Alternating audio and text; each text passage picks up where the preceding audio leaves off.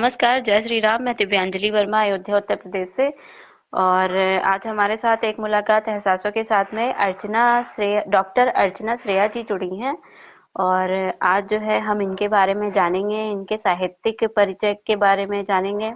और इन्होंने अब तक जो है साहित्य के क्षेत्र में कितना लिखा है, और कितना इनका सफर कहाँ तक पहुंचा है, और कितनी इन्होंने उपलब्धियां पाई हैं, इन सभी चीजों के बारे में आज हम जानेंगे। तो अर्चना जी, आपका बहुत बहुत स्वागत है हमारे मंच पर। धन्यवाद। बहुत बहुत दीपांजलि जी।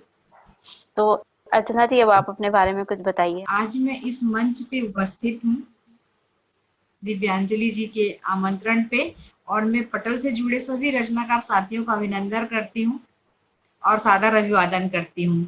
जय श्री कृष्णा। मैं 3 साल से मेरा आध्यात्मिक जीवन चालू हो गया है, तो मैं पिछले जीवन के बारे में ज्यादा कुछ कहना नहीं चाहती हूँ, लेकिन मैं बताती हूँ। मैं डॉक्टर अर्चना शेया, अभी मैं 8 साल से बेंगलोर में रह रही थी, और मैं अब उस अभी 1.5 2 साल से मैं इधर उधर घूमते रहती हूँ। मतलब धार्मिक यात्राएं मेरी चलती रहती है, और आध्यात्मिक से जुड़ करके मैं काम करती हूँ। गीता पे मैं प्रवचन करती हूँ, भजन वगैरह करती हूँ, ये सब करती हूँ। अभी मैं 6 महीना वृंदावन और मथुरा रह के आई हूँ। मैं सावन के महीने में मथुरा गई थी, कोसी कला, वो भी वहां के लोगों के आमंत्रण पे। वहां पर मैंने गीता का पाठ और भजन वगैरह रखाया था राधा कृष्ण के मंदिर में। तो ऐसा कुछ हुआ, कृष्ण भगवान की कृपा हुई कि मैं वृंदावन आ गई और वृंदावन में रहने लगी, और मैं वृंदावन में अभी रहती भी। और मेरा बेटा बेंगलोर से अभी नोएडा नोएडा शिफ्ट हो गया है, बेटा बहू लोग नोएडा शिफ्ट हो गए हैं। तो इसलिए मैं वृंदावन भी रहती हूँ कि कभी कभी उनसे भी मुलाकात हो जाती, मतलब पास में रहते हैं तो मुझे अच्छा लगता है कि मैं उनके करीब हूँ करके।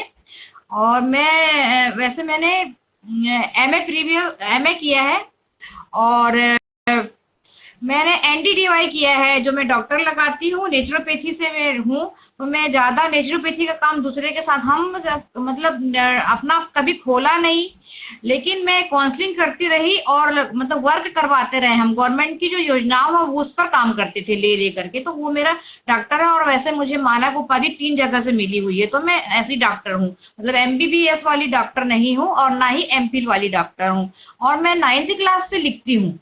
9th क्लास से मेरी लेखन यात्रा चालू हुई, जब हम मैं 8 तक के को एजुकेशन में पढ़ी, फिर 9th में, नहीं 8 तक गर्ल्स स्कूल में, फिर को एजुकेशन में आए। तो हमारे एक सर थे, तो वो सर हमको टॉपिक देते थे, कभी कभी बोलते थे लिखो करके, तो तब से लिखी हूँ। और वैसे मैं चित्रगुप्त की संतान हूँ, तो लेखनी तो मेरे मतलब खून में बहता है ना, तो हम लोग लिख ही लेते हैं। अब तो सब लिखने लगे हैं। हमारा मतलब अभी तो कई जगह ऐसा भी है कि गवर्नमेंट ना साहित्यकार लोगों को रिटायरमेंट का पैसा भी देती है, 3-4 हजार कुछ देती है। तो सारे लोग साहित्यकार बन गए हैं, जो नहीं है वो भी अच्छी बात है। और हर कोई लिख बिल्कुल। सकता है। लिखने का मतलब ये है कि हम अपने एहसासों को लिखें, जो हम देख रहे हैं, समझ रहे हैं, उसको अपने शब्दों में लिखें। और लिटरेचर में लिखना चाहते हैं तो साहित्यिक शब्दों में लिखें। तो यही है लिखने का। तो मैं तब से 9th से ही लिखती हूँ, और मैं सारे पेपर, उसके बाद जब मेरा मतलब विवाह के बाद पति ने बहुत अच्छा सपोर्ट किया, पति देव ने। तो मैं मेरी लेखन यात्रा में वृद्धि हुई, और मैं लिखने लगी, और मैं कई मंचों में जा करके अपना काव्य पाठ करने लगी। उस जमाने में हम लोग को, मतलब मेरी मैरिज हुई थी 90 में, 200 रुपए मिलते थे, कहीं कहीं 300 रुपए मिल जाते थे आने जाने की। तो 200 रुपए बहुत ज्यादा होता था उस जमाने में, 92-93 की बात है। तो जैसे हमको होली में बुलाया जाता था आस पास, तो गेस्ट हाउस में रुकाते थे, गाड़ी आती थी बकायदा, बहुत अच्छा लगता था। गाँव के लोग, जैसे शिवरात्रि वगैरह में हम गाँव में चले जाते थे, तो गाँव में तो बहुत भीड़ रहती है ना, तो हम अच्छे से काव्य पाठ करते थे। हम जेल में कई बार गए काव्य पाठ करने के लिए, ऐसा करते गए। फिर धीरे धीरे मेरा बेटा बढ़ता, फिर मासिक गोष्ठियां होती थी, मैं मासिक गोष्ठी में भी जाती थी। तो लेखनी मतलब निखरते गई निखरते गई। और मैं जितने भी न्यूज़पेपर आते हैं, जैसे हरिभूमि है, दैनिक भास्कर है, देशबंधु, नव भारत पत्रिका, 6-7 पत्रिका मैं लिखती थी।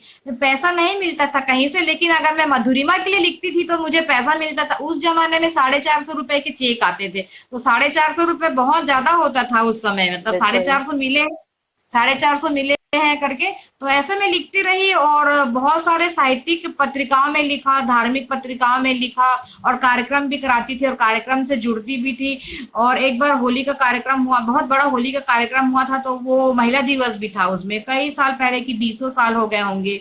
और मैं मतलब मेरी लेखन यात्रा 9th से स्टार्ट हुई थी, तो काफी साल हो गए हैं मुझे लिखते हुए। बीच में थोड़ा सा जब मेरा बेटा बड़ा हुआ तो लिखती तो थी, लेकिन मैं भेजना भेजना बंद कर दी थी। पहले टाइप करा के भेजना पड़ता था, टाइप कराओ, टाइप करने के लिए दो, फिर भेजो, ऐसा करके था, तो थोड़ा बीच में गैप था। लिखती रही लेकिन मैं टाइप वाइप करा के ऐसे नहीं। फिर कोरोना काल में क्या हुआ, मेरे मम्मी पापा कोरोना काल के आसपास एक्सपायर हो, कोरोना से नहीं हुए लेकिन वो मतलब कृष्ण जी के पास चले गए। तो मेरा बेटा बोला, थोड़ी मेरे को तबियत ठीक नहीं लग रही थी, तो मैं बैंगलोर जब गई तो मेरा बेटा बोला कि ना मम्मी आप पहले लिखती थी, आप फिर से लिखना स्टार्ट करो। उसने ही ग्रुप बनाया और उसने ही मुझे ग्रुप मतलब लोगों से जोड़ा, मतलब बताया कि इनसे जुड़ो करके, फिर मेरी लेख, फिर मैं लिखने लगी। फिर एक दो जगह रचना, एक दो लोग मांगे कि दीदी आप अपनी रचना दो करके, तो एक आंचल करके थे, तो वो रचना लिए। फिर वो मेरी बहुत सारी रचनाएं छापते थे, मतलब मैं उसको छोटा भाई जैसे, हालांकि वो मेरे बेटे की उम्र का है, छोटा भाई जैसे मानती थी। और मतलब छोटा भाई है ही समझिए वो, तो वो बहुत जगह छापा। फिर कुछ लोग मतलब मेरी रचनाएं उठा करके लोग ना छाप देते थे। पहले तो लगता था, अभी तो कोरोना काल में मतलब छप रही है अपनी रचनाएं तो अच्छी है ना, लोग हम ही को बिल्कुल। जान रहे हैं ना। और मैं मतलब ऐसे कॉमन रचनाएं समसामयिक लिखती हूँ ज्यादा, और आधुनिक कविता ज्यादा लिखती हूँ। और मैं शायरी बहुत लिखी हूँ, 1000 से ज्यादा शायरी हो गया होगा। और मैं कुछ जो मेरी पत्रिका मतलब मेरी, मैंने फिर अर्चनांजलि छपवाई मैंने। अर्चनांजलि में क्या है कि कोरोना काल की कुछ कविताएं हैं और अन्य विषय की कविताएं हैं, और उसमें कहानी भी है और अर्चना की बातें हैं। अर्चना की बातें में मैंने जो प्राकृतिक चिकित्सा में सीखा है और इधर उधर लोगों से जो सीखा है, समझा है, जाना है, वो सब लिखी हुई। तो ऐसे करके मेरी 3 in 1 पत्रिका है। और दिव्यांजलि जी ने मुझे जो अवसर प्रदान किया, तो मैं दिव्यांजलि का भी धन्यवाद करती हूँ। और इस तरह से मेरी लेखन यात्रा चलती रही। और फिर पहले तो मेरे एक मतलब फेसबुक में मैं दो, जब मेरा बेटा बनाया था तो मैं दो रचनाकार को बुलाती थी। 4 से 5 में महिला रचनाकार आती थी और 7 से 8 में, उस समय सब बहुत जुड़ते थे ना लोग, नया नया हाँ। स्टार्टिंग हुआ था ना, मतलब कोरोना काल में ऑनलाइन, तो सारे लोग आते थे, खुशी खुशी आते थे। मतलब संसार को लेके शुरू से चलती हूँ। मैं श्री राम शर्मा आचार्य की शिष्या हूँ। तो श्री राम शर्मा आचार्य ने कितना किताब लिखा है, आप बहुत ज्यादा किताब लिखे हैं बिल्कुल। उन्होंने। उन्होंने उतना अध्ययन नहीं किया था, मतलब स्कूल जाके पढ़ाई नहीं की थी, लेकिन वो मतलब बड़े बड़े मतलब वो पूरा दर्शन पे लिखते हैं। मैं भी दर्शन की ही कवित्री हूँ, मैं मनोविज्ञान और दर्शन को लेके चलती हूँ, मतलब फिलोसफी और साइकोलॉजी। तो मैं वैसी रचना ही लिखती हूँ ज्यादा अधिकतर। और मैं थोड़ा सरल लिखती हूँ। मेरा बेटा बोलता है मम्मी एकदम सरल लिखो, कठिन लिखोगे तो कोई सुनना नहीं चाहेगा। और लोग मेरी रचनाएं को सुनते हैं। ऑनलाइन कार्यक्रम में मैं 350 जगह में चीफ गेस्ट बन के अभी तक की जा चुकी हूँ ऑनलाइन में।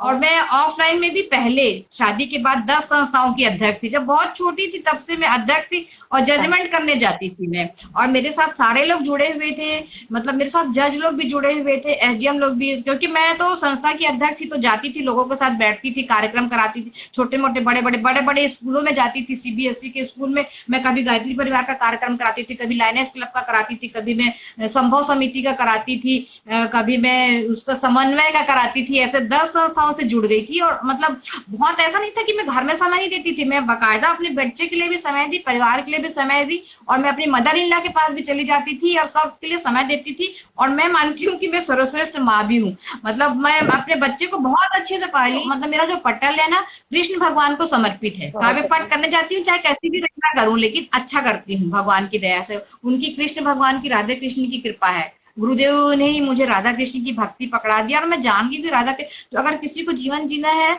हर चीज के लिए गीता है। कृष्ण भगवान को गाना भी सही पसंद बात। है, काव्य भी पसंद है, हर चीज पसंद है। मैं कहना चाह रही थी कि आपसे मिलके मुझे ऐसा लग रहा है, पता नहीं क्यों, कि जैसे मैं बहुत छोटा महसूस कर रही हूँ खुद को, और मैं सब नहीं मतलब एक ऐसे इंसान नहीं से नहीं, मिल रही हूँ बिल्कुल जो छोटा बहुत महसूस ज्यादा करना। ही मतलब बहुत, जैसे कहते हैं ना कि वेरी वेरी इंपॉर्टेंट इंसान होता है, एक वीआईपी होता है, एक उससे भी ऊपर होता है। तो मुझे लग रहा है मैं उसी के साथ बैठी हूँ। आज पहली बार मुझे काफी छोटापन महसूस हुआ है। बहुत नहीं नहीं, अच्छा लगा बिल्कुल आपके छोटे बारे में जान नहीं के। हो, बिल्कुल छोटे नहीं हो, इतना अच्छा कार्यक्रम कर रहे हो, इसीलिए तो मैं आई। हाँ, अच्छा, आपने बहुत, यही तो उसमें सबसे बड़ी फिर बात है कि एक इंसान अपने आप को पहचाने मनुष्य के रूप में, यही सबसे बड़ी बात होती है। अब हाँ मैं बोलिए। आपसे जानना चाह रही थी, कि लेखन के अलावा आपकी और क्या-क्या रुचियां हैं? लेखन के अलावा देखिए, मैं तो उससे जुड़ी हुई हूँ ना, मतलब अध्यात्म से जुड़ी हुई हूँ ना, तो आध्यात्मिक कार्यक्रम तो करती हूँ मैं।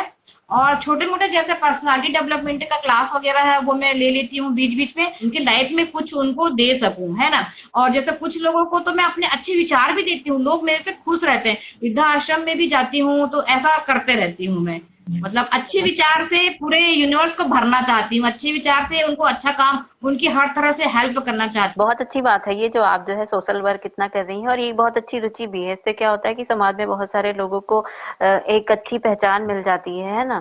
और कुछ लोग होते हैं जिनको सारी चीजें उपलब्ध नहीं होती हैं, तो जो लोग संपन्न हैं उनकी सहायता से उन लोगों को बहुत सहायता मिल जाती है, और वो जो है कर लेते हैं अपनी जिंदगी में कुछ।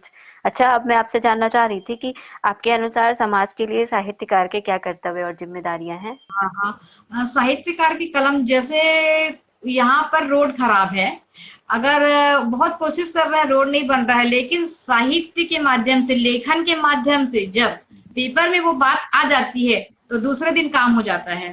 तो साहित्यकार की बहुत अहम भूमिका है समाज में। बिल्कुल सही। मतलब और बहुत भी जैसे साहित्यकार, मतलब साहित्यकार के बगैर समाज नहीं चल सकता। साहित्यकार ही तो हमको भजन देता है, गीत देता है। बहुत अच्छा, वो जो आपने एग्जाम्पल समझा, एग्जाम्पल से समझाया ना, वो काफी अच्छा लगा। मतलब किसी को अगर ना समझ में आए तो वो डायरेक्ट समझ जाएगा आपके एग्जाम्पल से। बहुत बढ़िया लग रहा है आपसे मिलके, और आपकी बातें सुनकर बहुत नई नई और अच्छी अच्छी बातें आपने बताई। क्या कहते हैं ना कि समय के साथ इंसान को अपडेट रहना चाहिए, वही रेस में आगे आ सकता है, नहीं तो फिर सब पिछड़ते ही चले जाते हैं। अच्छा, अब मैं आपसे जानना चाह रही थी नवोदित साहित्यकारों के लिए 6 लेखन टिप्स। जैसे आपको इतना अनुभव हो गया है इतने सालों से लिख रही, तो कुछ ऐसे लेखन के टिप्स दीजिए जिससे कि जो नवोदित साहित्यकार हैं, शुरू कर रहे हैं, वो जल्दी से अपना साहित्य का जो लेखन है वो पूरा कर सके। हाँ, मैं नवोदित रचनाकारों के लिए, नवोदित साहित्यकारों के लिए यही कहना चाहूंगी, जो भी लिखो पॉजिटिव लिखो, मतलब नेगेटिव बिल्कुल भी मत लिखो। मैं यही कहना चाहूंगी कि जो भी लिखो कुछ भी लिखो। और जैसे किसी को नहीं आता और सामने वाला लिखना चाहता है तो आधुनिक कविता तो वो लिख ही सकता है, और अपने मन के विचारों को लिखने के लिए किसी ने नहीं रोका। अपने भावों को, अपने शब्दों को अपने शब्दों में लिख सकते हो। जो कृष्ण से आपका प्रेम है, ये भी तो एक प्रेम है। इस प्रेम में कभी इस तरह तो होता नहीं है कि कुछ खत्म हो जाए या निगेटिव कुछ आ जाए, है ना। तो इसी तरह का प्रेम दूसरों में भी होना चाहिए। और वो जो सीरियल का आप बता रही हैं, मैं भी यही कहती हूँ बच्चों से और बड़ों से भी, कि अगर आपको लिखने के लिए शब्द नहीं मिल रहे या कुछ कहानी नहीं मिल रही, तो आप पहले दूसरे की कहानी देखो, कार्टून देखो, सीरियल देखो, तो आपको बहुत सारी चीजें मिलने लगेंगी। बहुत अच्छा सुझाव दिया आपने, बहुत अच्छा लगा। तेरी सृष्टि से भरी है, कैसे अद्भुत ये जादूगरी है। जुगनू टिम टिम चमकते रहते, तिमिर पूर्णिमा में बदलते रहते। ऐसी छटा न कोई दूसरी है, कैसी अद्भुत ये जादूगरी है। तेरी सृष्टि रंगों से भरी है, प्रेम प्यार की अनोखी सी भाषा। प्रेम प्यार की अनोखी सी भाषा, पूरी करती मन की अभिलाषा। अपनेपन से जिंदगी संवरती है, कैसी अद्भुत ये जादूगरी है। तेरी सृष्टि रंगों से भरी है, गिरते झरने कहाँ जा रहे हैं, क्या प्रेमी से मिलने अकुला रहे हैं। सारी वादियों में खूबसूरती बिखरी है, कैसी अद्भुत ये जादूगरी है।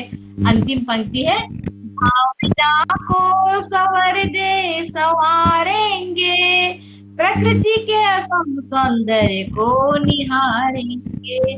शेरा की कलम बड़ी लिख रही है, कैसी अद्भुत ये जादूगरी है।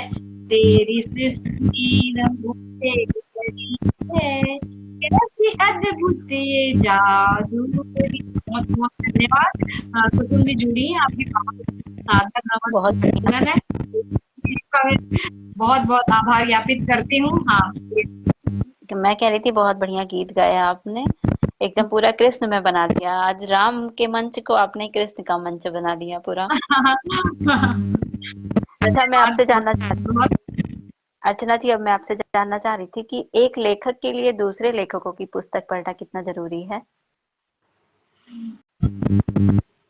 भी हम मतलब हम अपना ही नहीं, हमको जब सीखने मिलता है ना दूसरों की, तो पढ़ना बहुत जरूरी है ना। मतलब देखिए, अच्छे अच्छे राइटर को पढ़े। और जैसे मैं अखंड ज्योति में मतलब दूसरी से पढ़ती हूँ। और अखंड ज्योति जैसे लेबल की पत्रिका नहीं है, वो इंटरनेशनल है, उसमें हर चीज आपको मिलेगा। मतलब ये सरल पत्रिका जो सरल कम दामों में अवेलेबल है। ऐसे तो बहुत सारे लोगों के हैं, रॉबर्ट बांडर की भी किताब है, वो भी मतलब वो भी पढ़ती हूँ। और अखंड ज्योति पढ़ती हूँ मैं, 25 साल ओशो टाइम्स पढ़ी हूँ। लोगों मतलब ओशो टाइम्स भी बहुत अच्छी मतलब पत्रिका है, और बिल्कुल पढ़ना है अपने। और दूसरों को पढ़ेंगे तब हम तो उनके विचार से अवगत होंगे ना। इंटरव्यू वगैरह जैसे है, अभी मेरे विचार है, हर कोई तो नहीं देख रहा है ना, हर कोई तो नहीं जान रहा है ना। और लेकिन किताब तो क्या अवेलेबल होती है, तो इस किताब लेके पढ़ ही सकते हैं। और एक दो घंटा पढ़ना ही, 1 घंटा तो बिल्कुल पढ़ना ही चाहिए, अध्ययन करना बहुत जरूरी है। ही कृपा भगवान की, मतलब भगवान की विशेष कृपा है मुझे, तभी तो मैं गीता को समझ पाई हूँ ना। और आप लोग भी बिल्कुल। पढ़िएगा, दीपांजलि आप भी पढ़िए, और जो लोग जुड़े हैं, जो लोग भी जुड़े हैं, बिल्कुल पढ़ेंगे गीता को। और जितने लोग आज जुड़ पाए थे, मैं सभी का बहुत अभिनंदन करती हूँ, अभिवादन करती हूँ, जय श्री कृष्ण कहती हूँ। और मैं अपने आराध्य को कहती हूँ कि आप सबके जीवन में खुशियां मिलते रहे। और मैं आज यहाँ पर आई, तो मैं वैसे भी दीपांजलि से तो खुश रहती अर्चना जी, मेरा नाम दिव्यांजलि है, हूँ। दिव्यांजलि। दिव्यांजलि, हाँ दिव्यांजलि, जी। और मेरे को नाम वाम का भी याद नहीं है, मैं क्या बेटा ही बोल के बात करती हूँ ना अधिकतर। नहीं, बहुत अच्छी बात है ये बात। चलिए, आप जो है डाटा का बता रही हैं, तो अब हम अपने कार्यक्रम के अंत की ओर चलते हैं। तो एक जो है आपसे क्वेश्चन पूछते हैं, फिर आप एक रचना सुना लीजिएगा, फिर कार्यक्रम खत्म करेंगे, ठीक है? तो हाँ हाँ। अर्चना, अब मैं आपसे जानना चाह रही थी कि आपको हमारे श्री राम साहित्य सेवा संस्थान मंच से जुड़ के कैसा लग रहा है? श्री राम साहित्य देखिए, वो उन्होंने नाम ही रखा है भगवान का, तो अच्छा लगा। और मुझे इनसे ज्यादा अपनापन हुआ, तो मैं आई, मैं खुद ही बोली कि आ जाऊंगी करके। नहीं, बहुत अच्छा है श्याम, और बहुत ऊंचाइयों पे जाए। मैं चाहती हूँ कि अंतरिक्ष में जाए। मतलब इतना, मतलब बहुत कामयाब हो, बहुत कामयाब हो। अपन बोलते हैं ना, हिमालय के शिखर तक के, इतने तक के जाया करके, तो अंतरिक्ष में जाए और बहुत ज्यादा कामयाबी मिले। चांद पे लोग अपना जमीन खरीद रहे हैं ना, तो एक जमीन इसके लिए भी खरीद ली जाएगी, वहां पे भी बनवा हाँ, देंगे। बिल्कुल खरीदेंगे, नहीं मतलब चाँद के ऊपर भी चले गए ना, अंतरिक्ष तो अंतरिक्ष से और ऊपर हो जाएगा ना, तो ऐसा है। और फिर बड़ी रचना नहीं सुना पाऊँगी, क्योंकि ना डाटा का प्रॉब्लम हो रहा है, तो छोटी-सी रचना ही सुनानी पड़ेगी, ठीक है? बिल्कुल। तो 90% खत्म हो गया, लिखा आ रहा है ना? हाँ, छोटा सा ही सुना दीजिए, फिर हाँ, मैं खत्म करती हूँ। हाँ।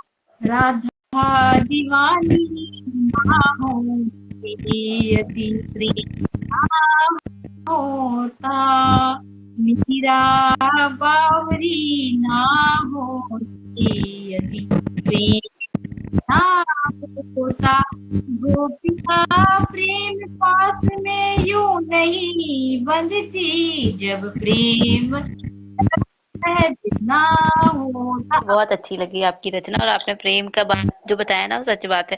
हम लोग जो किससे प्रेम करते हैं, वो प्रेम ही तो है। हाँ मम्मी पापा से भी होता है, भाई बहन से होता है, दोस्तों से हाँ होता है, हाँ, जैसे प्रेम ही तो है ना। हाँ हाँ हाँ। प्रेम ही है बस।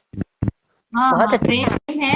परिभाषित की। अलग अलग रूप है, वात्सल्य है, ममता का प्रेम है, दोस्त में प्रेम होते, दोस्त में भी हमको सब नजर आते हैं। और पति में भी सब नजर आता है, पत्नी में भी सब नजर आता अब कार्यक्रम को हम खत्म करते हैं, जैसा कि आप बता रही हैं आपका नेटवर्क प्रॉब्लम हो रहा है। है। हाँ तो हाँ। बहुत अच्छा लगा मिलके, और आपने अपना इतना कीमती समय दिया और इतनी अच्छी अच्छी बातें बताई हमें।